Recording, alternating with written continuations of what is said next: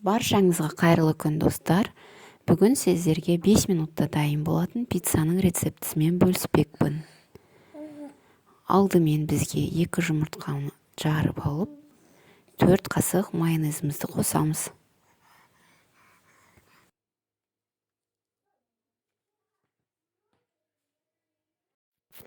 Мұнан соң 4 қасық қаймағымызды қосамыз. Қаймақтың пайызы маңызды емес. Кез келген қаймақты қолдана берсеңіздер болады. Мұнан кейін 9 қасық үлкен қасықпен ұнымызды қосамыз.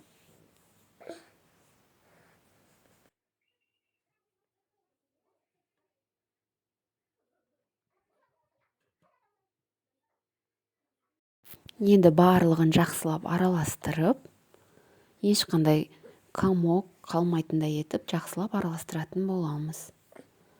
Достар, осы тұста сіздерге айта кетейін, менің арнама тіркеліп, алда тағы да қызықты рецепттер болады. Мені қолдап, пікір қалдырып, лайк басып, және де қоңыраушаны басып қоюларыңызды сұраймын. Салмасына колбаса, сыр, өздеріңізде тоңазытқыштарыңызда не бар, барлығын қолдана берсеңіздер болады, пиццаға қолданылатын. Табаға майымызды жақсылап жағып алғаннан кейін ұнымызды саламыз табаға.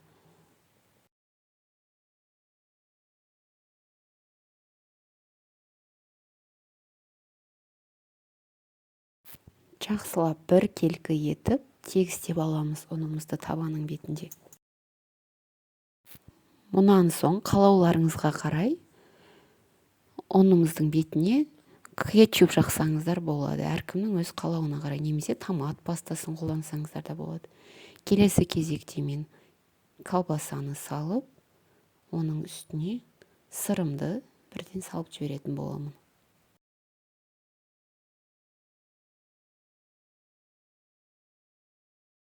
Салмасын салып біткеннен соң табаның бетін жауып 5 минутқа қалдырамын. Пиццамыз 5 минутта дайын болды. Бәріңізге ас болсын, міндетті түрде жасап көріңіздер. Сіздермен болған Эльмира.